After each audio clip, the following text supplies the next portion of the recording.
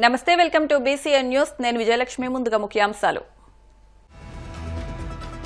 జనవరి నుంచి జనంలోకి జగన్. సంక్రాంతి తర్వాత పార్లమెంట్ యూనిట్ గా జిల్లాల్లో క్షేత్రస్థాయి పర్యటనలకు ప్లాన్. వేమడోలు, ఉంగుటూరు మండలాల్లో సీసీ రోడ్ల నిర్మాణ ప్రగతిని పరిశీలించిన ఎమ్మెల్యే ధర్మరాజు. గ్రామాల్లో మౌలిక వస్తువుల కల్పనకు కూటమి ప్రభుత్వం కృషి చేస్తోందని వెల్లడి. నైరుతి బంగాళాఖాతంలో తుఫానుగా మారిన తీవ్ర వాయుగుండం. దీని ప్రభావంతో దక్షిణ కోస్తా, రాయలసీమలో భారీ నుంచి అతి భారీ వర్షాలు.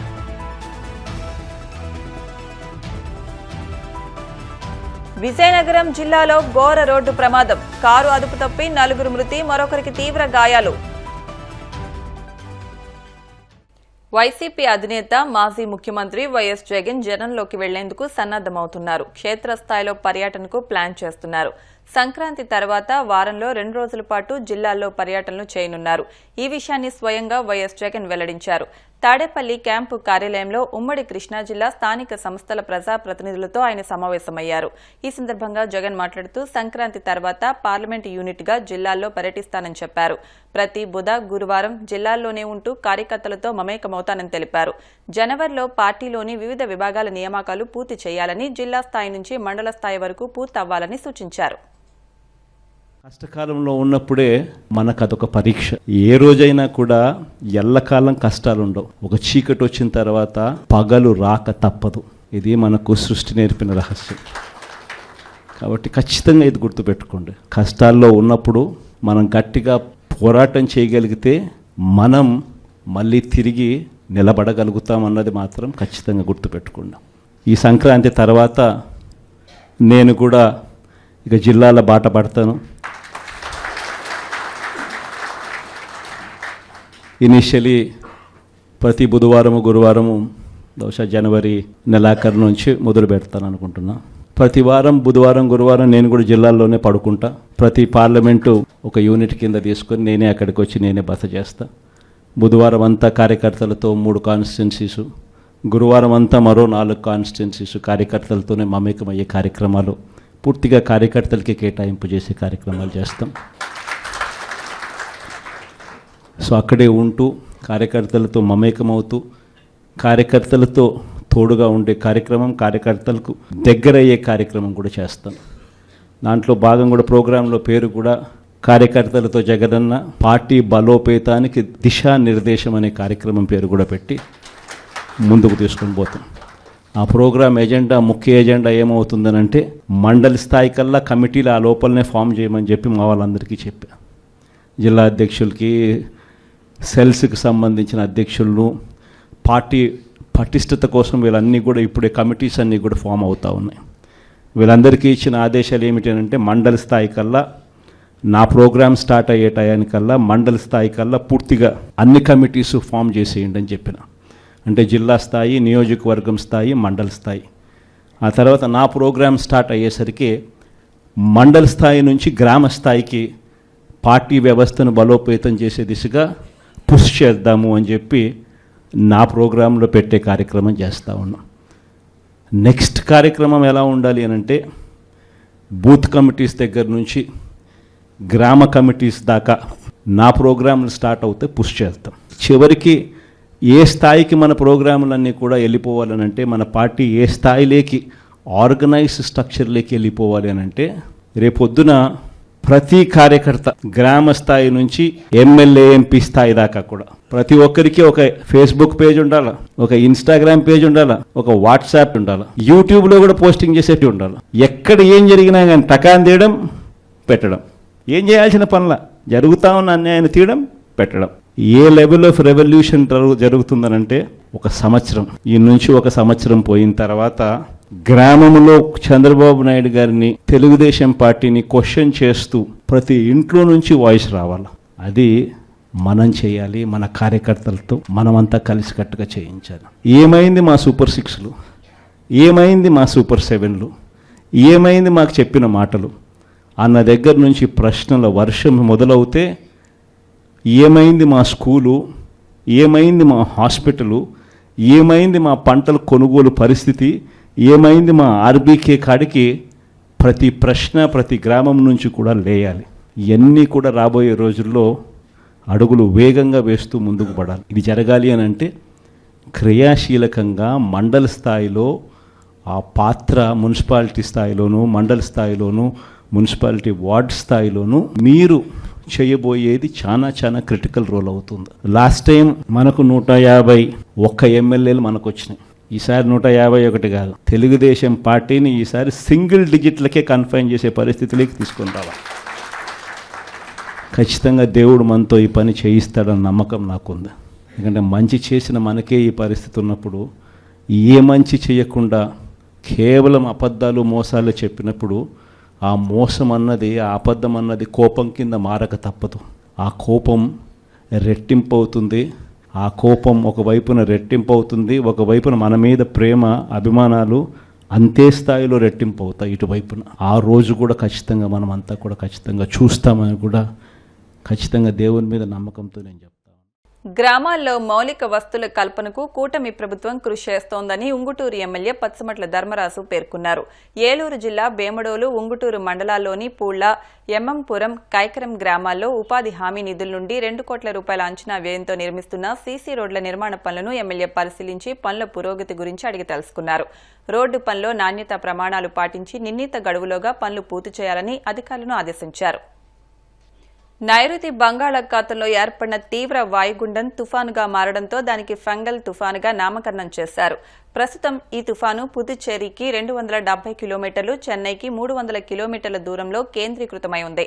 ఇది గంటకు 13 కిలోమీటర్ల వేగంతో ఉత్తర వాయువ్య దిశగా పయనిస్తోందని ఐఎండీ వెల్లడించింది. దీని ప్రభావంతో దక్షిణ కోస్తా, రాయలసీమలో 2 రోజుల పాటు భారీ నుంచి అతి భారీ వర్షాలు కురిసే అవకాశం ఉందని లోతట్టు ప్రాంతాల ప్రజలు అప్రమత్తంగా ఉండాలని హెచ్చరించింది.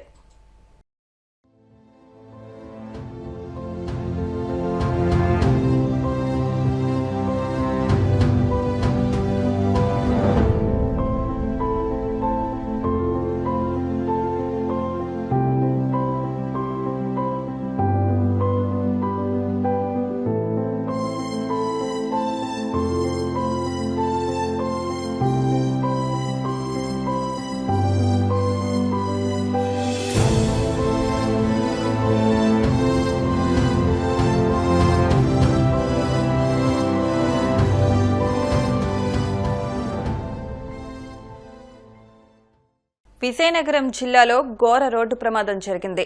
శ్రీకాకుళం నుంచి విశాఖపట్నం వైపు వెళ్తున్న కారు భోగాపురం మండలం పోలిపల్లి సమీపంలో అదుపు తప్పి అవతలి రోడ్డు వైపు బోల్తా పడింది. ఈలోపు అటుగా వస్తున్న లారీ ఢీకొట్టడంతో కారులో ఉన్న 4 అక్కడికక్కడే మృతి చెందారు. ప్రమాద తీవ్రతకు కారు అద్దాలు పగిలి రోడ్లపై మృతదేహాలు చెల్లాచెదురుగా పడిపోయాయి. సమాచారం అందుకున్న పోలీసులు, అధికారులు సంఘటనా స్థలానికి చేరుకుని సహాయక చర్యలు చేపట్టారు. ఈ ఘటనలో లారీ డ్రైవర్కు తీవ్ర గాయాలు కావడంతో ఆసుపత్రికి తరలించారు. తమ సమస్యలను తక్షణమే పరిష్కరించాలని డిమాండ్ చేస్తూ పోలవరం నిర్వాసితులు రోడ్డుకెక్కారు.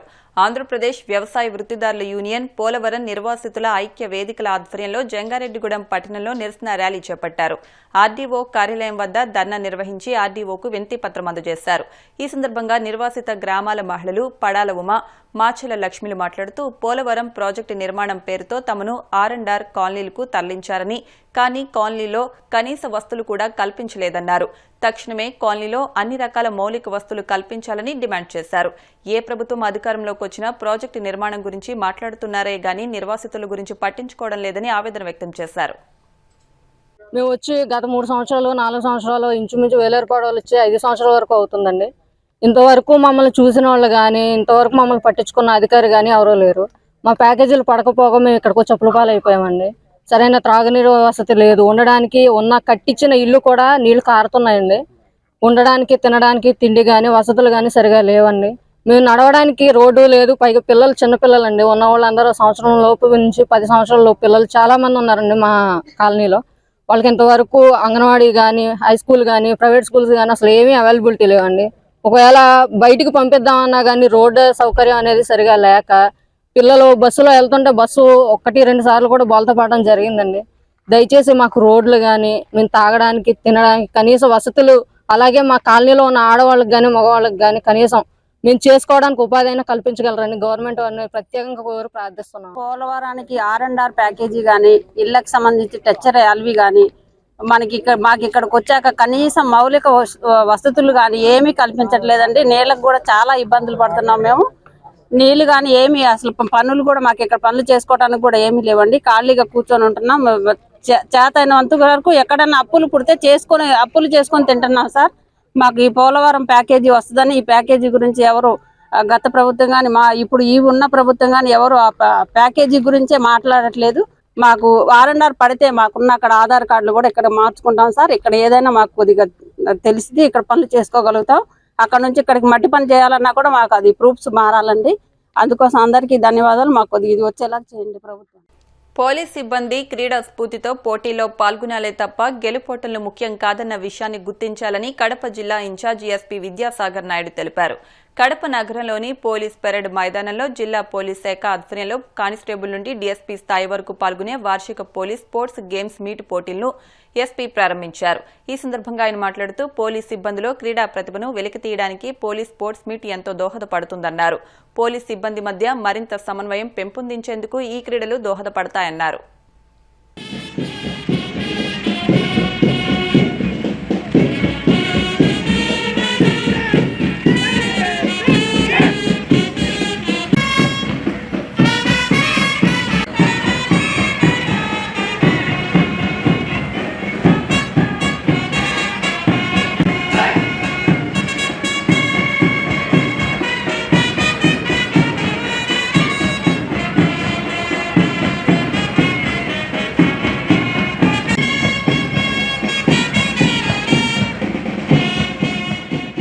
ఏదైతే ఉన్నాయో మీ పర్ఫార్మెన్స్ లో ఇనీషియల్ మార్చ్ పాస్ లోనే కనపడుతుంది. ముఖ్యంగా ఏంటంటే మనం యాజ్ పోలీస్ ఫోర్స్ సంవత్సరం మొత్తం ఎంతో కష్టపడుతూ ఇర్రెగ్యులర్ టైమింగ్స్, అదేవిధంగా మనకంటూ కొంత టైం ఉండకపోవడం, ఇటువంటి విషయాల మధ్యలో ఇట్లాంటి ఒక స్పోర్ట్స్ మీట్ అన్నది చాలా ఇంపార్టెంట్ బ్రేక్ లా ఉంటుంది అందరికీ కూడా. మరీ ముఖ్యంగా అక్రాస్ సబ్ డివిజన్స్ అందరూ కలిసి పార్టిసిపేట్ చేయడం, దానివల్ల మీ అందరికీ కూడా స్పోర్ట్స్ మ్యాన్షిప్, కామరేజ్, మరింత బెటర్ కోఆర్డినేషన్ కోసం ఈ విధమైన స్పోర్ట్స్ మీట్స్ మనకి పనికొస్తూ ఉంటాయి. దీంట్లో మీరందరూ కూడా సేఫ్గా పార్టిసిపేట్ చేయాలని, at the same time with true sportsman spirit, adhering to rules and regulations, and అన్నిటికన్నా ఇంపార్టెంట్ విత్ డిసిప్లిన్ పార్టిసిపేట్ చేస్తూ మీ పర్ఫార్మెన్స్ మెరుగుపరుచుకుంటూ ఫర్దర్గా కూడా ఏమైనా ఇట్లాంటి స్పోర్ట్స్ మీట్ అయితే స్టేట్ లెవెల్, నేషనల్ లెవెల్ ఉన్నా కూడా వాటిల్లో మంచి పర్ఫార్మెన్స్ ఇచ్చేదానికి తోడ్పడుతుందని ఆశిస్తున్నాను. I congratulate each and every one of you for being here, and also I wish you all the best. Thank you. ఇప్పుడు కాసేపు ప్రకటనలు.